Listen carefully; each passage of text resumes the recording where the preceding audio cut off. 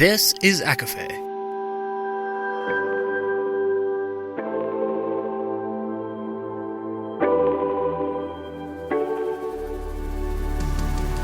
Laura Marie and Jessica Marie proudly present A Court of Fandoms and Exploration, a podcast. Fair warning, everything the hosts say is explicit, full of spoilers and adult content and shall not be used against them. They have opinions. Let's try not to drag anyone for expressing themselves and just have fun for an hour. We all deserve it. This episode contains spoilers from The Crown of Gilded Bones and mentions of the Infernal devices the world Sarah J. Maas has created from Blood and Ash series and the Black Witch Chronicles. For full list, please see show notes. Additionally, we appreciate your patience through our technical difficulties in our recording during the 100-mile-per-hour winds, which is roughly a little over 160 kilometers per hour for our international listeners. Hi, everybody, and welcome to A Court of Fandoms and Exploration, your weekly deep dive into the YA literature and fandoms that we love. I'm Laura Marie. And I'm Jessica Marie. And today's a very special day. Today is the 1-year anniversary of ACOFAE. This podcast, 1 year. Can you believe it? No, it's also Farrah's birthday. But that's everything about it. I'm so excited. How here we are, more than 52 weeks later since we started recording and since we released the first episode. Who knew? Who knew? Who knew? So I think it is very appropriate to start out the episode by saying thank you. Thank you to the listeners who have been here from the beginning. Thank you to the listeners who are new. And thank you to people who we found out listen to episodes multiple times. Thank you for that. And people who listen everywhere. Like, we have people who are listening internationally. We have people listening domestically. Every time somebody reaches out or we see like a new stat and we're looking at metrics, which we don't do often because, I try not to. I think, Laura, we try to like curb that side of us. We're just always in shock. Even if we get a DM, like I'm just reaching out from here. We're constantly in awe because sometimes it just feels like we're just recording to each other and then we put it out into the ether and then it goes from there. So it's still such a blessing to be a part of this journey and for everybody joining us. So thank you. So we want to kind of shout out our international audience and also our domestic audience. So to our international community, we want to start out. These are in alphabetical order. Thank you so very much. Aruba, Australia, Austria, Bangladesh, Belgium, Belize, Brazil, Bulgaria, Canada, Colombia, Costa Rica, Croatia, Cyprus, Czechia. Yes, that's right. Denmark, Dominican Republic, El Salvador, Fiji, Finland, France, Germany, Greece. It's not just me in Germany. It wasn't. I promise it wasn't just me and editor Sam. We have fans in Germany. Thank you so much. You have reached out in the past. So really shout out to Germany. Greece, Guatemala, Haiti, Honduras, India, Ireland, Israel, Italy, Ivory Coast, and Japan, Kenya, Kuwait, Lebanon, Malaysia, Mexico, Morocco, Netherlands, New Zealand, Nicaragua, North Macedonia, Norway, Pakistan, Peru, Philippines, Poland, Portugal, Puerto Rico, Qatar, Romania, Russia, Saudi Arabia, Seychelles, Slovenia, South Africa, Spain, Sweden, Switzerland, Turkey, Uganda, Ukraine, United Arab Emirates, United Kingdom, United States, Venezuela, and Vietnam. Whew. That's wild. Thank you so much.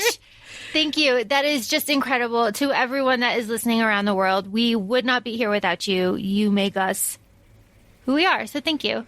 Thank you. And to our domestic followers, it's not as detailed. We'll blame the system that we use. But the states that they do share are California, Texas, Virginia, New York, Florida, Illinois, Ohio, North Carolina, Michigan, and then there's this huge 50% is from other. So the names that were listed were some of the larger percentages. And then we have this, but honestly, it doesn't even matter where you're from. We're just, thank you for being a part of this journey with us. We appreciate you so much. Truly, truly. It is just incredible. And also I want to share about the metrics. I think I have shared this on TikTok a few times, but when we look, and as Jess said, we try not to look often because we are competitive. We try to tamp that down in ourselves. but we can see when like a group of people start moving through like a batch of episodes. So like if you are reading Throne of Glass and then you start going through the episodes, like we can see those numbers tick up, and it's really fun. And you know, if you're doing that, like reach out, talk to us, let us know, because like that's what we're here for. And those who have, it's been awesome. Like I think of some of the nostalgia episodes that we've had where we talked about books, or like we had somebody say that they read a book that you had read in middle school or elementary school. Also, like just the smallest of worlds, when you feel like you're alone, you're like, wait, there's somebody else. This is so wild. Because you know, especially in these communities that we love so much, sometimes it does feel like you're on like this little island by yourself. Shout out to Wait Till Helen Comes. That is wild. Thank you. Thank you for that. It made my whole life. Ooh. So this episode obviously is a little bit wild. We will just be like profusely thanking you the whole time. But we have stuff. What do we have, Jess? Well, we've been prompting questions on Instagram, or specifically our Instagram stories, because we want to hear from everybody. And one of the things that we really wanted to know was, like, one of the prompts was like, this year and it was important for us to ask this, like, a very open-ended question, because I feel like, you know, some of us are still, you know, handling the pandemic one way, some of us are handling it another. But I think something that was really discussed overall in 2020 and then again in 2021 was people felt like if they weren't hitting certain mile markers, there was like not necessarily a competitive nature, but I think you kind of reflect, like, is there, like, at least with me, like, oh, well, I didn't learn how to play a new instrument. Like, was I lazy? Or, you know, and we didn't want that to be the case. So we just wanted to have like an open prompted question to be like, this year, what did you do? What did you not do? It didn't matter, because sometimes not doing something is just as important as doing those things. I think people discredit the importance of just like, I needed a mental health day. I needed to lay around and do nothing because I'm doing something all the time. So with that being said, one of our prompts in our Instagram stories was like, this year, we didn't have a lot of reaction, which is fine. We've all been busy, or, you know, algorithm, because I don't even know how social media works anymore. It just exists. Or introverts, or, you know, sometimes, you know, maybe our audience is all introverts and you just don't want to like put it out there. And you know what? That's fine. Because you don't have to interact, you know, and that's a good point, because just because you're not interacting doesn't mean that you're not seen or you're not heard. I mean, we're both guilty of, like, I love watching a story. It doesn't mean I'm going to interact with every story. So one of the entries was this year finally was reading ACOTAR series, and they're so happy that they found the podcast. So thank you for that. And also, like, we won't share names unless, like, you've asked us to share names. We really want to respect everybody's, like, privacy and anonymity, because when you do submit your answers, like, we, you know, or if we share your answers on our stories, like, they're posted anonymously, and we want you to feel that we're respecting that privacy as well. And another entry said they found their love for reading again, which is so awesome. That is just so awesome, and I think a really good way. So to kind of piggyback off of that, Jess, in a year, oh God, in a year, like, where do I begin? How about that? Last year, I couldn't believe I was reading fantasy, reading about fae, realizing that, like, you can have healthy, loving relationships and have high standards for yourself. And just kind of, it felt like I got to rediscover myself all over again this time last year. In the past year, this past year, Throne of Glass was the top of the year. That's kind of how we kickstarted. Sobbing every weekend, like, throughout the whole week, for weeks. How do you, okay. So I don't know where to begin. Like, if you told me I'd be crying over another book series that wasn't Sarah J. Maas, I wouldn't have believed you. And it hits you in a very different way regarding the Infernal devices. But I guess specifically, I I was fortunate enough to meet a very prominent figure in the book community recently. And it was for a work-related event, so I'm not going to go into specifics. But basically, I had a meltdown. I texted Laura, and I'm just like freaking out. I'm shaking. I'm tearing up. I'm like, I can't believe this is happening. And I'm fortunate, you know, Laura and I have both been fortunate enough to meet very like high profile people. And this one, I just could not contain myself. So Laura, being the wonderful person she is, she goes, and I have this quote saved. She goes, "This is fate, and it'll be up to you and her to see it through." I'm like, what are you, the next writer? Like, and so I had this opportunity, and I kind of stepped out of, you know, my professional boundaries, and I said something to this person, and it was the most wonderful experience, and I'm still like blushing about it. I mean, now I have their contact number, or their contact information, and Laura just kept saying like, and she's like, "This time last year, could you have imagined this? If this time last year, could you have like all these things?" And I really have to thank Laura once again, because it wouldn't have happened without her. I wouldn't have been so enthralled with the whole situation if she hadn't gotten me into fantasy, and she hadn't gotten me into this genre and like love for reading the way I do now, because I was reading romance very, you know, book a day. That was pretty, and you know, okay, on to the next. But to have it change me the way it did, and then for her to once again just be like, "It's on you, like the tools are there," like I can't be, every time I think I can't be more grateful for you. You find a way to surprise me, so thank you. I love you. Oh God. No, you can't have me cry on the podcast two times in a row. Like, no. 3 maybe. I don't know 3. if I cry. Do I cry next week? Maybe. Yeah. I'm not sure. I'm not sure. So speaking to that, it is just about persistence and like consistency, right? Like I pretty much like nagged you into reading ACOFAE. It took long enough. We got you there. Because you know what's better for us than you do? No, that is not true. That's not true. Because sometimes it is easier to recognize certain things in your life and about yourself when you see them on a page instead of like just in life, right? Like, and that is why books are so important, because you can read, and I know people shit on ACOFAE, but you can read ACOFAE and you can see like ACOFAE can get you, like a lot of people say, like ACOFAE got me out of an unhealthy relationship. ACOFAE taught me self-worth. ACOFAE taught me, you know, so it's there. That message is there, and that a book can do that consistently for so many people speaks to so many things, but just speaks to the power, I think, of books. Oh, absolutely. And I think to what you said, sometimes you can have people in your life tell you things also, and, you know, like, "You're a great person, you're this, you're that." But then it's also a little bit of that internal work and that self-reflection that, you know, everybody can tell you something, but you might have that mental block thinking, well, they're going to say that they're my friend. They're going to say that because they're my family. There might just be a block there. But then when you do have that inner work and that self-reflection, you're like, oh, it becomes this whole other phenomenon to have that recognition, you know, and it's not just a character on a page. So I was just thinking, you started with ACOFAE and you did Throne of Glass and then Crescent City. City. Even though that's smaller, but.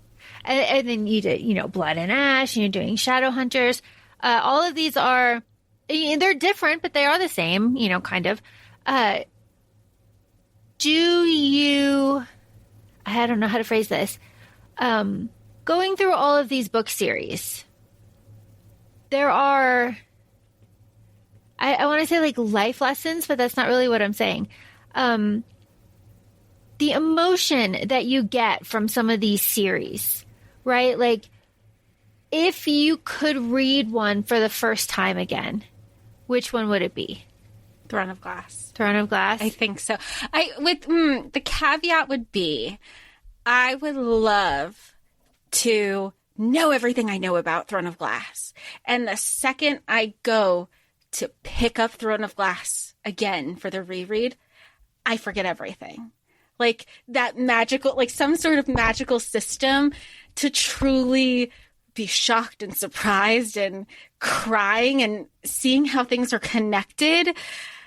There's something really special about Throne of Glass. And I think we might have had this discussion on our Throne of Glass or like our Kingdom of Ash episode, where this is very plot driven, you know, Throne of Glass, where, and what do we say? It's like plot with romance, not romance with plot. Whereas ACOTAR is very romance. And that's fine, because I do love a romance.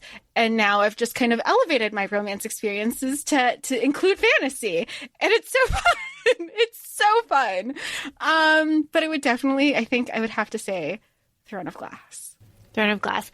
And then I guess another question would be like, out of all of the things that we have like covered and like read and like talked about all these things, what is something that has surprised you the most? Like what, maybe like a book series that surprised you, or like an emotion that surprised you? I think as much as we shit on Serpent and Dove, like the trilogy, and not just because saying we don't like it, we like it we dislike it for very specific reasons. There was a moment this summer after we had finished Gods and Monsters that I had a aha moment regarding Reed. And I even told you, I go, before, like, you know, we shit on Kale all the time, you know, he's the Matt Donovan, whatever. I came to the conclusion that Reed is my least liked book male person. And the aha moment was like, it was very, oh my God. Like, I could not believe, like, that how he was so reflected in my personal life in the past. I go, they're the same person. They're the same person. And I recognize the certain traits in Reed that I wasn't able to recognize before. Like worse than Tamlin. Yeah. That was a big thing for me. Yeah. I was like, I can't believe, because I think that was a big aha moment for me that surprised me in regards to surprising me. That's awesome, right? Like, what do we call that? Like growth. Oh, you're like growth. That's incredible. Books, recognizing things in books. Where did you think, like this time last year, what could you believe where we are? Like what were your thoughts? Like, could you believe, like, in the last year, I can't, you know, all of the things. I always had faith that you would read all these books. I never doubted this. I never questioned this at all. My ability to get you to read these books, I never doubted this at all. Our ability to create content that is relevant and new and exciting and fresh and different and like slightly adult, I never doubted this. I am surprised that people listen. Right? I remember we were like, I'd be happy if like 100 people listen. Yeah. That'd be kind of cool. I'm shocked that all of you are listening. That I did doubt. But I did not doubt us, and I did not doubt the quality of stuff that we could do. And I did not doubt your sparkling personality at all. It works because of you. I will say what was really nice is that I think even when we started it, we knew that it had to, we were like, okay, we didn't want to be like, let's get 3 books out, or let's get 3 episodes out. Let's get 6 episodes out. We really planned. And that was a big thing. We planned for so long that we were like, if we don't start acting on the plan, we're just going to be invested in the plan. So once we lined all of that out, we acted. We acted as we continued to have information. And I think one of the things that I did have faith in, not, you know, I didn't think anybody was going to listen, was I had somebody who told me, think of it as you're putting time aside to talk about something you love with your best friend. And during the pandemic and everything that we were going through, we were like, this was something that was consistent no matter what was happening with our lives. And a lot of things happened within the last 2 years for both of us. This was kind of our constant, and we made it a priority that no matter what was happening, no matter, you know, the ups and the downs and everything in between, this was like, this kept us on track and kept us focused. And I think that's something really, really cool that we were like, you know what, even if nobody listens to us, we get to talk about something, this new thing and passion that we get to share together. Actually, something that did surprise me, something that I was not expecting, is I was not expecting the kind of listener reaction that we got to the Black Witch Chronicles. Oh, it was it was something that I was hesitant to offer to you. It was something that I was hesitant to like even put out there, because people can take it like so many ways, but everybody took it like the way it's supposed to be taken. And everybody not based on the backlash that that initial backlash. Yeah. So, and I was really surprised by that, and by how many people were like, thank you for introducing us, or like introducing me to this series. I had never heard of it. It's so good. Like, you know, that is something that I'm really proud of, because there's a lot of talk and focus on, you know, like a handful of authors that are very popular, but not to discredit those authors, but yeah, like not to discredit those authors, but yeah, exactly. Like, that's a good story. Yeah. Oh, yeah. And how many times have I feel like it's gone like up and down, like it's gone on different Kindle lists now, like top focuses, or if I was like on, it's really cool. It's really cool. And to have even the author give us shout outs, like, thank you, Lori Forrest. We're very grateful and appreciative for you. And we're already guaranteed like 2 more books coming up. So it's very exciting. It's been really fun. And to dissect it the way that we have, it's just, nobody talks about it enough. You're absolutely right. Like, that is such a cool thing to be proud of.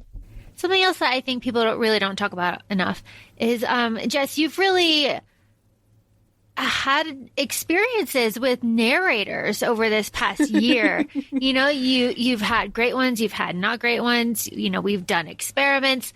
Have you like kind of nailed down like your favorite narrator, or have you, I guess a follow up to that would be, have you nailed down what you do and do not like in a narrator?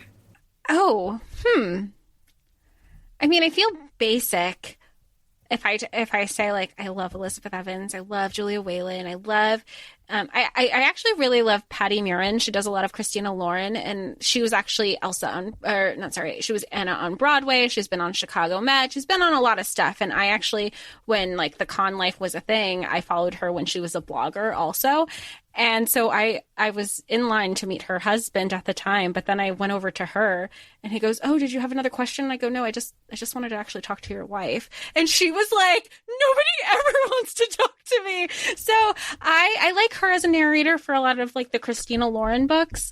I haven't narrowed it down though. I definitely don't have a favorite male narrator, although I do like Ed Westwick when he's within his, like, if he's limits? Like, yeah, within his limits. I did like him when he was like using his British accent for the British characters he was saying. I can tell you I don't like the male narrator on a certain trilogy we covered.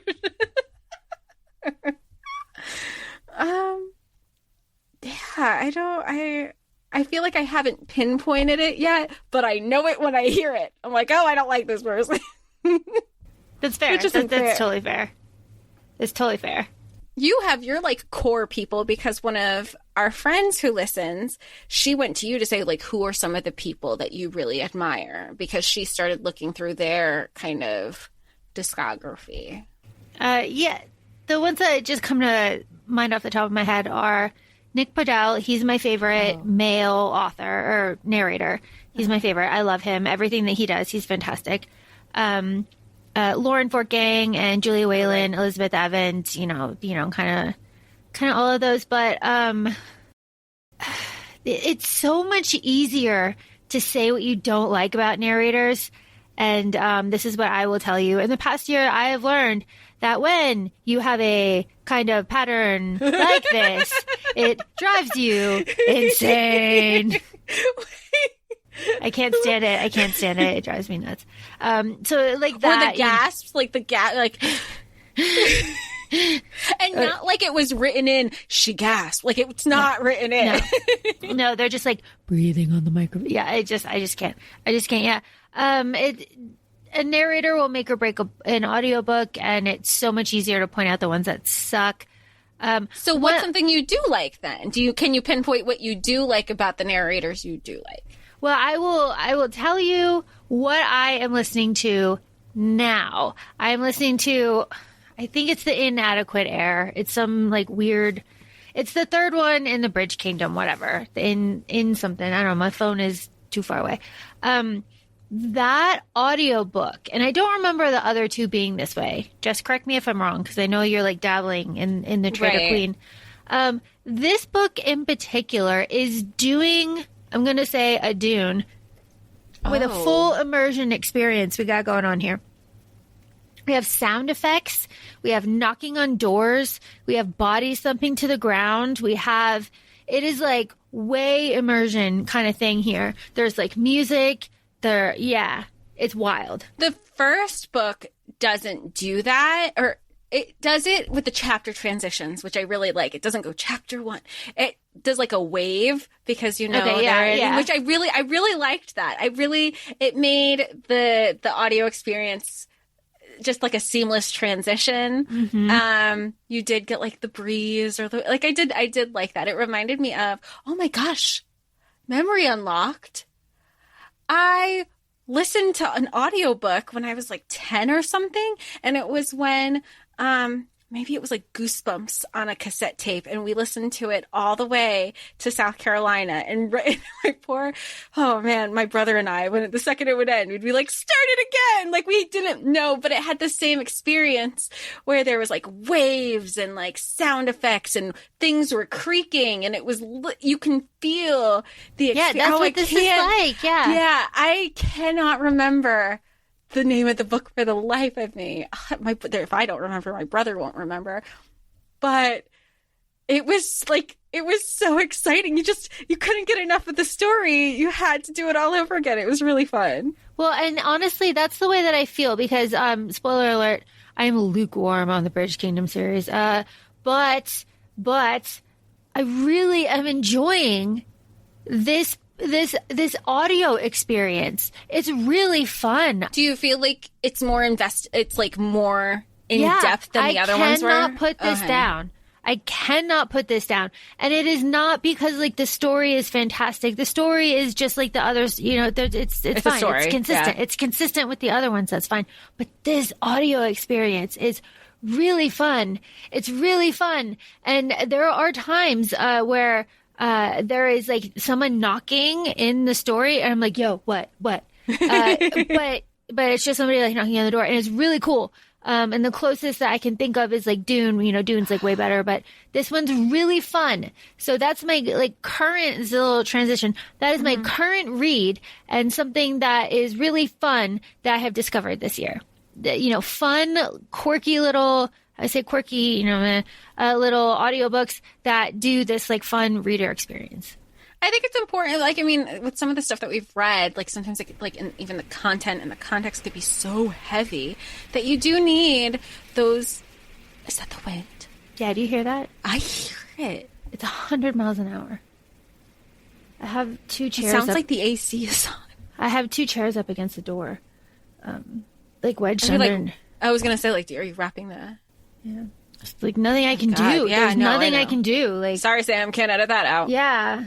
It's really scary. I texted him. I was like, damn, I wish you were here. Like, it is fucking scary. Just to be like in a blanket. Like, I don't know. Well, it's not even. It's just like the wind is scarier, at night. Yeah. It's scary at night. Just one of my questions is you, and I know how I want to end this episode. There's a question that I want to ask you at the end, but, you have met a lot of really fantastic, strong women through. I don't like where this question is going. Who do you see yourself in the most? Out of the people that we've done episodes on? Anybody. Ooh, I feel... remember when we did characters as our, like, I guess that was more specific to SJM characters, as like if the characters were our sun, moon, and rising. I feel like as much as I want to see myself in Feyre, I identify with a lot of her experiences, but I don't see myself as much in her, which I hate saying as much as I'd love to be. I feel like I'm a pretty even-keeled mix of Poppy and Bryce, and not just because they're redheads. I feel like Bryce is like, she's me when I'm at my best, like most confident self, and like I channel her. Like she's who I channel when I'm like, we're gonna have a kick-ass day. Like this, you are the main character in your story. And I say Poppy, I'm very relatable to, because I was sheltered. I was in my bubble for a very long time. I have so many questions. I still have so many questions when we do things now. And there's that insecurity that I think she'll always have. And then when she does, not always, because then when she does find her strength in herself and what she's able to do, which we definitely see at the end of the Crown of Gilded Bones, like when she calls out Cass's mom with her shit, like, you're going to listen and respect me now. You have no idea who you're about to fuck with. That Poppy that we saw in book 1, love her, and her temper. I think I actively have to push down, just like you push down your competitiveness. I have to talk myself out of it, because you've heard some of my voice memos, and they are not kind towards others. So I feel like Poppy's temper that's me 100%. But I don't care. Like, I own it. Like, I always joke there's the one artist that does the creatively less, that does the Poppy art. And whenever she does like angry Poppy, I'm like, that's me. And then like with the shit that I have to confront on myself from like my own inner work, that's Nesta. And I hate saying that, but I think I said it on an earlier episode where I go, I hate Nesta. She frustrates me, but the things I hate about Nesta are the same things that I think I hate about myself. And that's just like an inner work thing, but probably those 3. That's a good answer. That's a fantastic answer. Do you feel like you relate to one more than the other? Just like character? Yeah, I feel like I don't know. I don't want to guess. I don't want to take the answer from you, but I have an idea. Who do I see myself as? Well, see yourself as, relate to, a melding of everybody. Oh, Aelin. Aelin. I was going to say that. Yeah, no, Aelin. No question. No question, no doubt. I see myself as Aelin, but at my like core, though, I am Manon, and that's fine. That I have no problem with that. That is amazing. So yeah, there isn't a problem with it. So. Yeah, no, it is. Why would that be an issue? It is amazing. I don't know, just like Aelin is like a self-sacrificing, like good person, you know, and Manon is all of that, but she's gonna like complain about it the whole time and bitch about it and make it everybody's problem. And there's like the bigger picture that they both inherently have. Like they both have to be like, okay, this isn't about me. Yes. So what do you think? We've read a lot of series. What do you see, or what was your favorite like standalone that you think that we read? We read so many fantastic standalones. Or like standalones like at this moment in time. You know, that I think we're like probably waiting for the green light to get a second book or something. Yeah. So like, but for now, my favorite standalone that we read like on the podcast easily was Priory. I absolutely love Priory, the Orange Tree. It's just one of my favorites. It's fantastic. Did that one get picked up for a second one yet? Or is it just kind of like sprinkling possibility that Samantha had mentioned, the author? Because I feel like it ended, it could be a solid ending, or...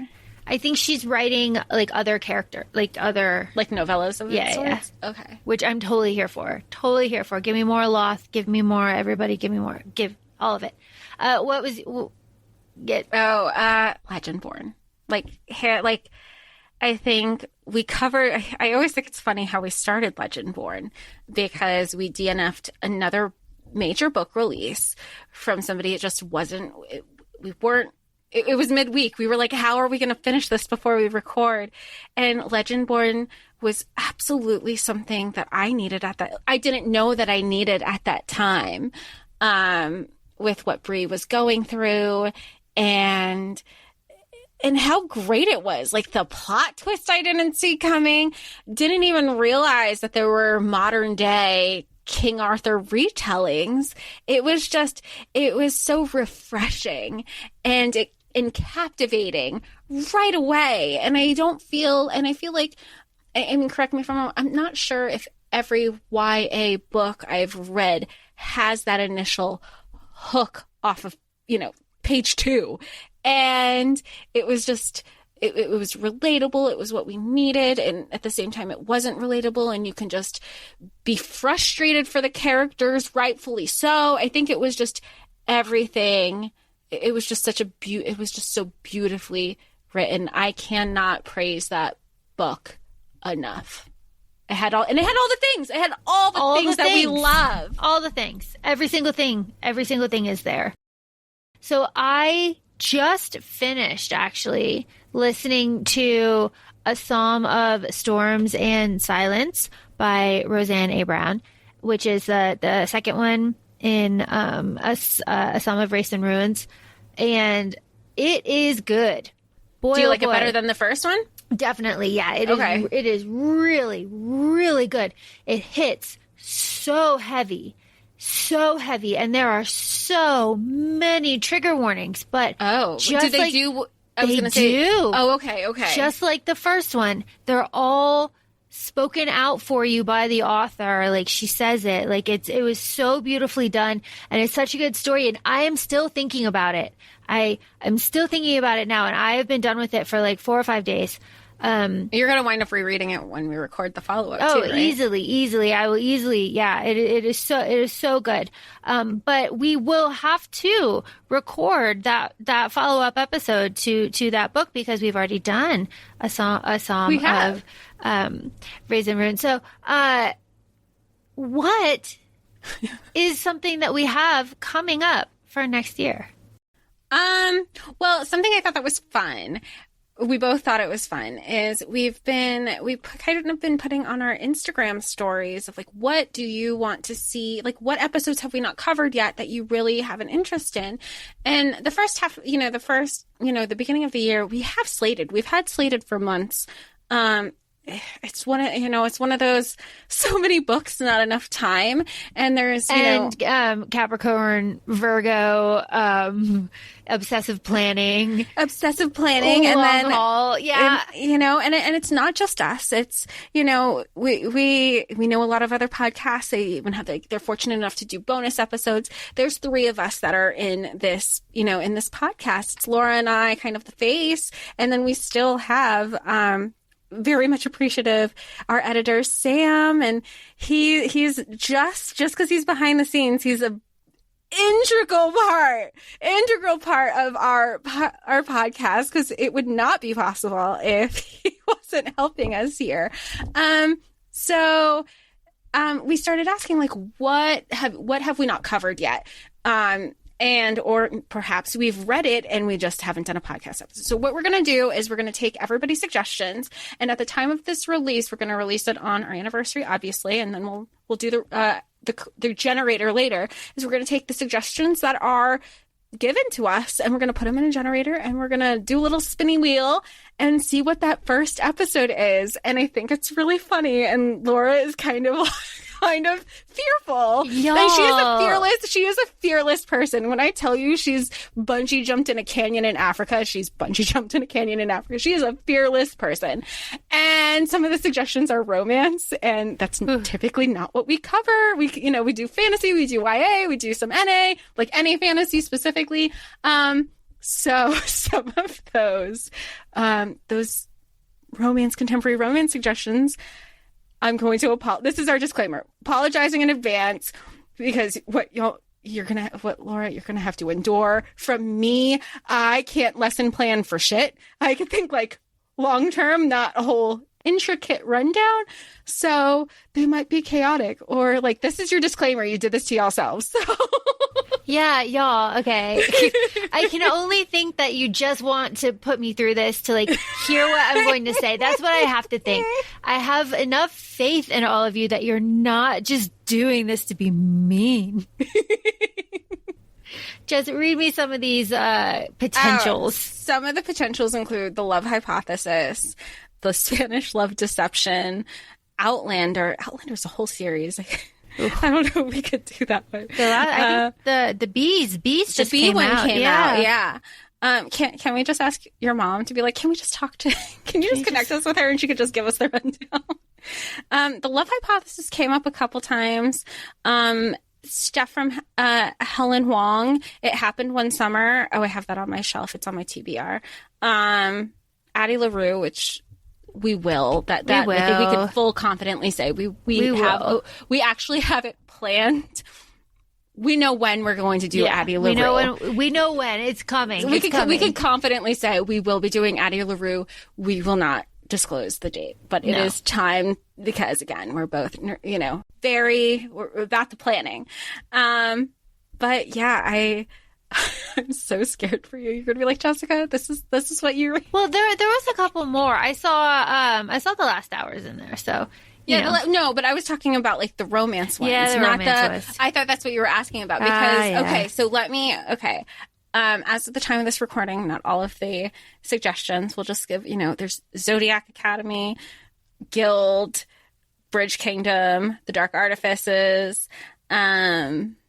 These are just some of them. Plated Prisoner series as a whole. Shatter Me. That's what I like. Kingdom of the Wicked and Kingdom of the Cursed. And she just announced the third one today, like as of this recording. I don't know what it's called, but I know that she announced that. So that's just some of them. But we're going to put them all in a generator, and we're going to see which one. See, now I don't know. I'm so scared if it's going to be a romance, because I read them for myself. I never discuss them with you because I know not to I know better.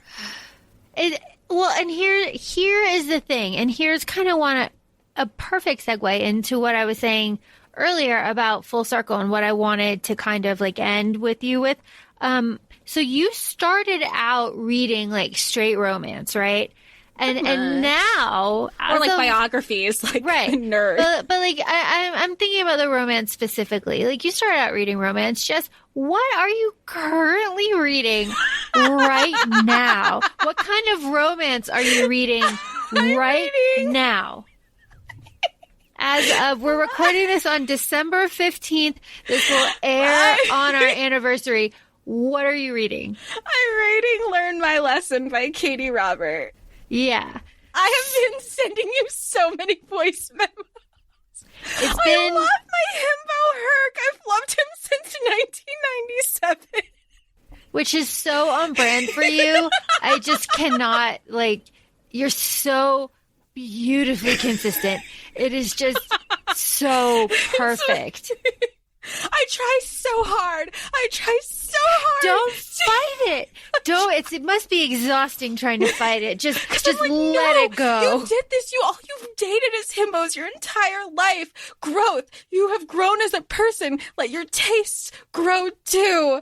And there's just something so good, but I also want a challenge. I can't seem to get the two together. I'll tell you what, though, the female narrator on Tara Langella, who does Meg's voice. Oh, so it's Hercules. It's a Hercules Hades retelling, but it's definitely with the Disney side of it, not necessarily Hades Persephone retelling. So there's Hades, and there's Meg, and there's Herc, and then Tink comes in. Jasmine made an appearance. I did not trust myself when we read Desperate Measures last week. And I was laughing so much when I was like, Laura, I'm reading this by myself. And then because like my love language is gift giving, I bought it for her, and I was like, do it with me. And she's like, it was good. It's good. That's the thing. Like, it's good. It's good. And there's a lot you can pull from it. And we had we had a deep conversation. We were like, take the smut out. And it was good. I was so excited. And Jasmine at the end, I was like, that's the girl. That's my bitch that I fell in love with when I watched the movie. But you have to actively look up fan casts, because otherwise you're going to be thinking about the characters the entire time. Jafar. So I guess my question now is, we have this beautiful loop where you started with like very nice happily ever after romance, and now you've ended with like happily ever after like smut. So but also you're pulling stuff out of these like this like smut that you weren't initially pulling out of the romance books that you were reading a year ago. Well, so, I don't think that the romance books that I was reading, not necessarily a year ago, but I guess it was like 2 years ago at this point, that depth that I was able to pull, it also didn't exist. Exactly. There was a difference there, yeah. Exactly. So you have you made this shift, right? So the shift has been made. Like, the quality of stuff that you're reading now, the amount of stuff that you're reading now, like, do you see, have you been able to identify like the like tropes that you like and the things that you don't like? And I think I hate the miscommunication trope more now than I did before. And I think I hate it more in a regular romance than the fantasy of it, because a lot of the times, and we've had this conversation, a lot of the times the miscommunication trope in the fantasy is because there are bigger pieces, bigger things, world changing, like end of the world things at play. Is the miscommunication trope there? Of course. However, it's like bigger picture, right? Here and the other, like in like the regular romance, just regular miscommunication tropes, it's like, you didn't call me. Do you even love me anymore? And I'm like, come on, I'm in chapter 2. You should have just told the truth. Like, if you told the truth and you didn't dig this hole, we wouldn't be where we are 156 pages later. Let's be adults. Yeah. Let's be adults. Don't like point fingers, like take the ownership. Like if you do need, like, and everybody handles situations a different way. I get it. But, and I'm not saying that you need to process immediately together, because like sometimes people do say, you know what, give me a moment, because if you don't give me that moment, I have a very sharp tongue and you do not want me to react emotionally, because it's not going to end well for anybody. I just get very frustrated if I do read a romance and the miscommunication trope is there. And I was like, well, you're not saving the world like Aelin. You don't have the whole world on your back. What are you complaining about? He went to the bar instead of a restaurant. Get over it. And I think that goes to just the like scope and perspective, because sometimes you do just want like an easy, like... Oh, 100%. Yeah. I mean, I think I've shared with you, like, sometimes I want to kind of multitask when I'm working, and I want to be able to follow along with the book without actually paying. I feel like that sounds bad saying it. I don't need to, like, okay, perfect example. Dune and Priory, you need to be focused. You can't be, like, for me, I can't be cleaning the house. I can't be doing this, that, the other thing. That needs to be my only focus. With some of the lighter books, I can still follow along while I'm working or doing other things. Some of the lighter books that you can follow along while you're doing other things. Do you feel that was, this is a little preview, do you feel that was the way for Clockwork Princess, which is our episode next week? No, I toxic trait about myself. If I'm really invested in a book, I will read the physical copy or the ebook while I'm listening to it. Is it an expensive toxic habit? Sure. Do I care? No, because it elevates my experience and I'm ensuring that I understand what's going on. Yes. Yes, right? Like, yes, this is what we want. This is what we want. I just am also very curious. Another preview. Well, not even a preview. So in our Clockwork Prince episode, we are both very gross and cryy. Now, like, reflecting on a year, did that surprise you? Yeah. I think anything outside, well, I mean, like, if we think about a year later, Throne of Glass already surprised me because I remember reading Crown of Midnight, sobbing on my birthday because that's when I finished it. And Sam had said, he goes, you were laughing because you're like, I can't believe you're crying over Crown of Midnight. And it wasn't that I was crying over it. I was crying because it finally clicked that it's this bigger journey that's about to happen, because that's when the real shit starts, right? And I was so overwhelmed in the best way possible. And I also, like, I had gone through ACOTAR, sobbed, went through a very, like, manic depressive state. Then Crescent City, didn't think, we all know what happened there. And then here I was with Throne of Glass that I kept putting off because I was worried about the emotional part of it. And Sam had said, like, this is her first epic journey. Like, it's so different. And I had never gone on one. I had never this in depth. And so I didn't think it was possible outside of that to be as invested again in a very different way. Very different way. Very kind of devastating. And Heartbreaking. I'm like, I know, like, and I think it was, honestly, you spoiled the things that you spoiled, and I don't think it took away from the experience. I think it helped the experience, because if I didn't have those spoilers, I had even shared with you, I don't think I might not have made the connections right away, or what would have happened was I would have just kept reading. I'm reading it because it's good, but that emotional capacity, like, it wouldn't have been there. And I'm like, oh, that's fun. Okay, on to the next. Or you would have been like, oh, did you notice this? And I'm like, oh yeah, okay, huh. And then I'd go on to, I would not have been.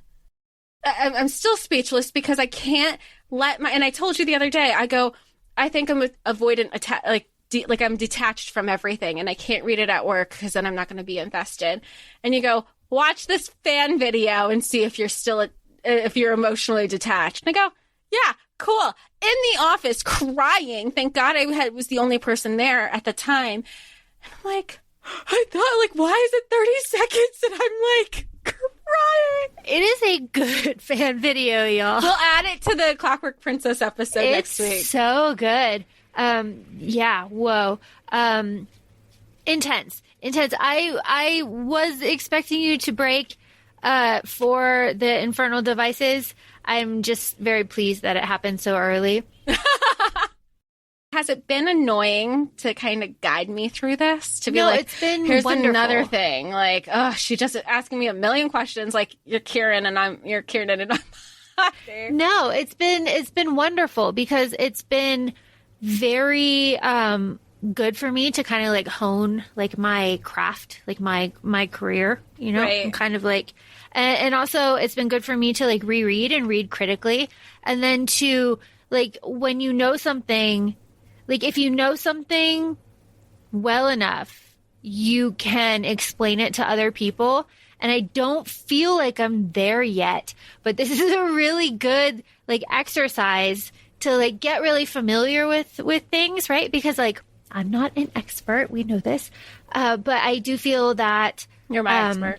No, but I do feel that going through all of these, like rereading all of these books and having all these conversations and like talking to like everybody that's listening and getting all these perspectives has really helped, not just like broaden, like horizons or like open up perspectives, but it's just kind of helped to like approach something. Do you know what I mean? Like I know that we sound scattered a lot when we record, but we have plans. Like, we have notes, like we have guidance, even if it's just on paper.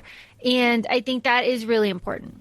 I mean, I speak to you and I'm like, and sometimes I think like, am I annoying? I have all these questions and I'm like, oh my gosh, here's another question. Here's another 15 texts that I go, like, I'm like, so, but I'm glad that you're able. And I think being able to do these rereads too objectively is super fun. Or even if we know that I'm like, I don't know if I'm going to like it, to just, look at it as a project and be like, let's take the core information out. I think that's been really fun too. I think so too.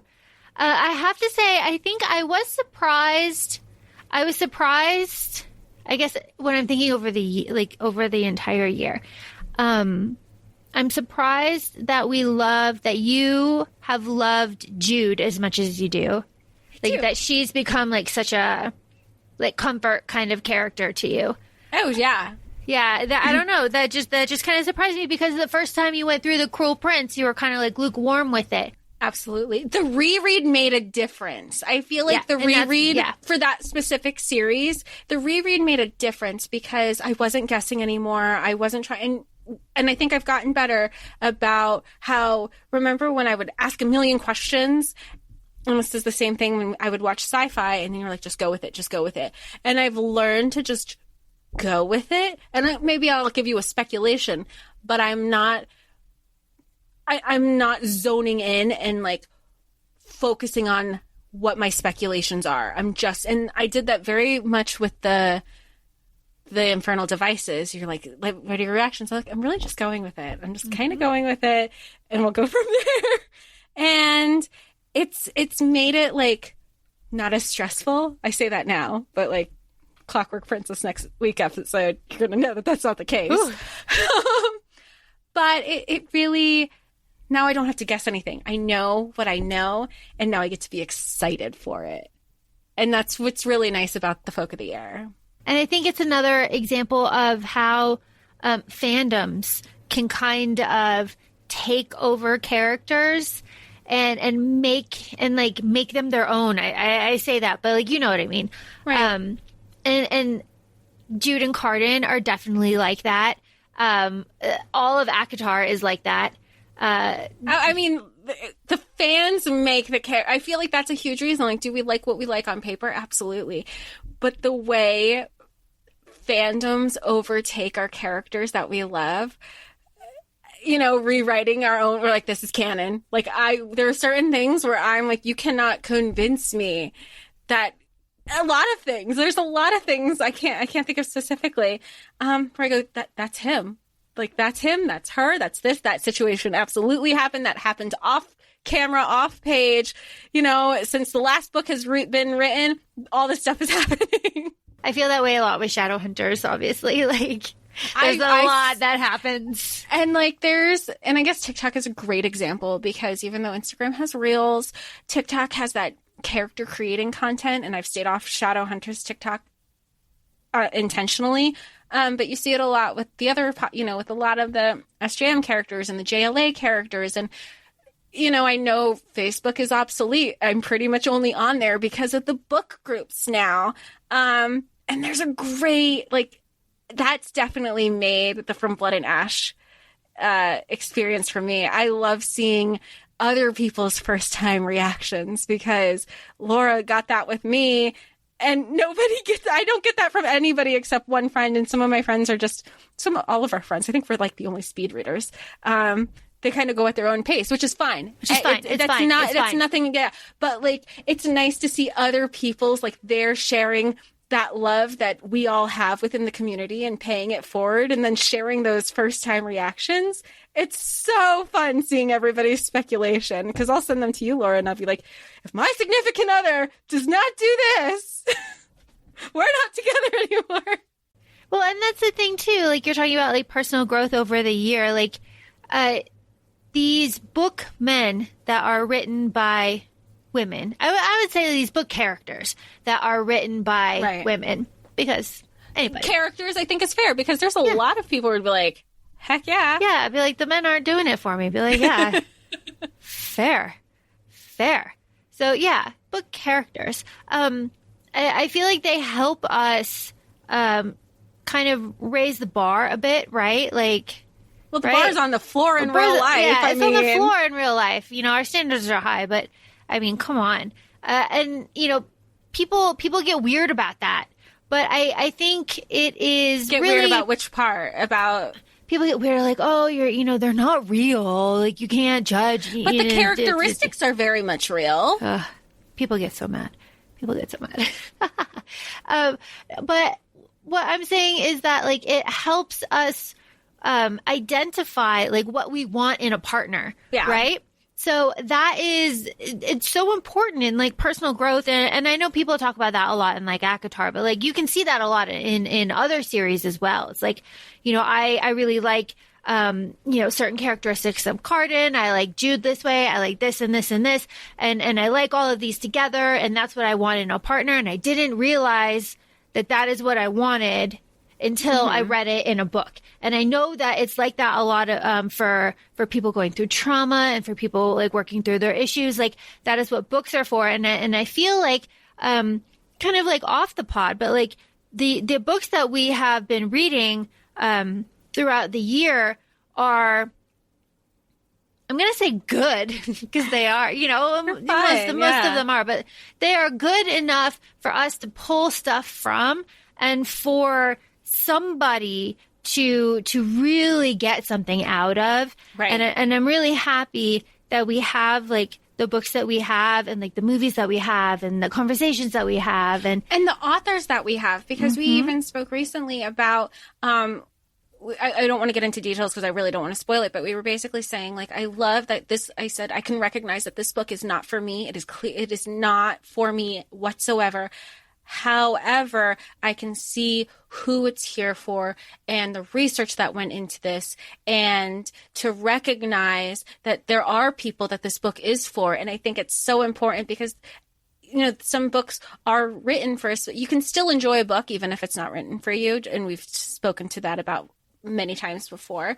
But to have those conversations, to recognize the importance of people being seen and people recognizing their trauma and handling the trauma the best way that they know how, I think that's just as important. And it's been really great to have just more insightful conversations that I don't think either of us probably had with a lot of people in our lives. Well said. Well said. So we did talk about what you are currently reading. Are you currently reading anything else? Am I? I don't know. No, I think I'm finishing that one. Then I'll be starting perhaps one of the suggestions that somebody has given us. Indeed. And I'll leave it at that. I am reading I swear it's The Inadequate Heir. And after that, I actually don't have any, so I'll be traveling for the holidays and I have no idea what I will be listening to.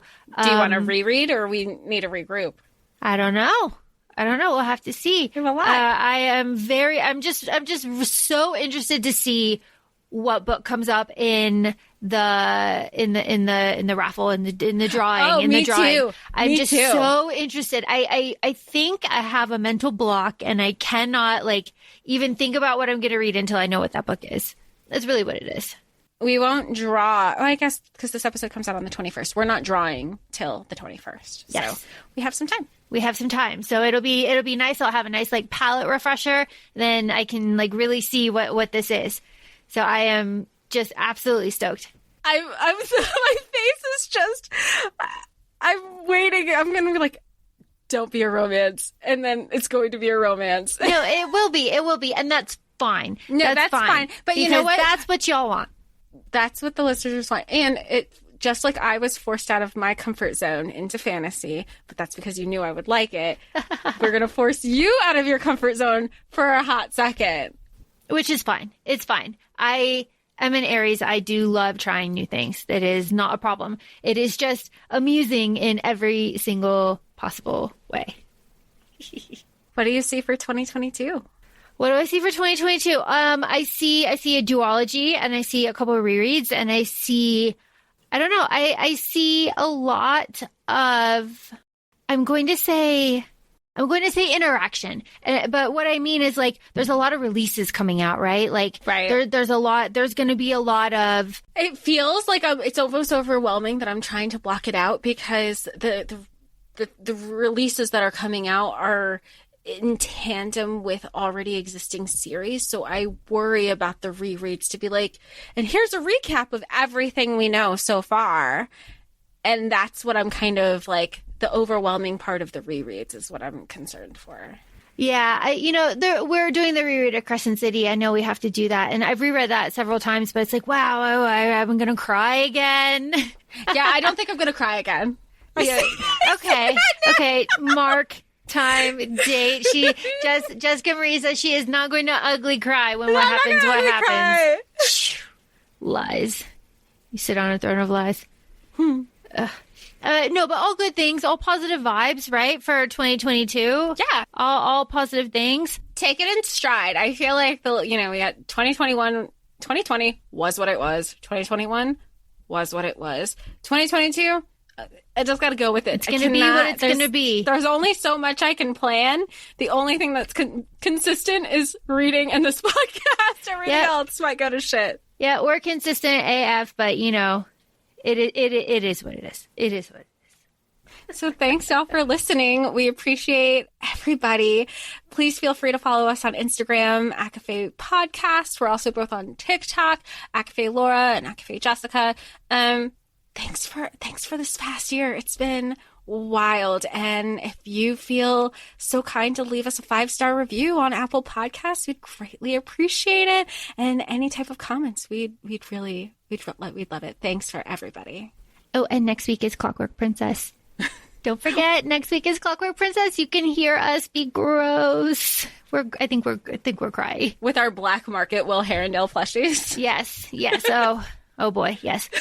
Ask us about that. We have. Oh no. Stay on. Great timing. It's over. Thanks. Bye.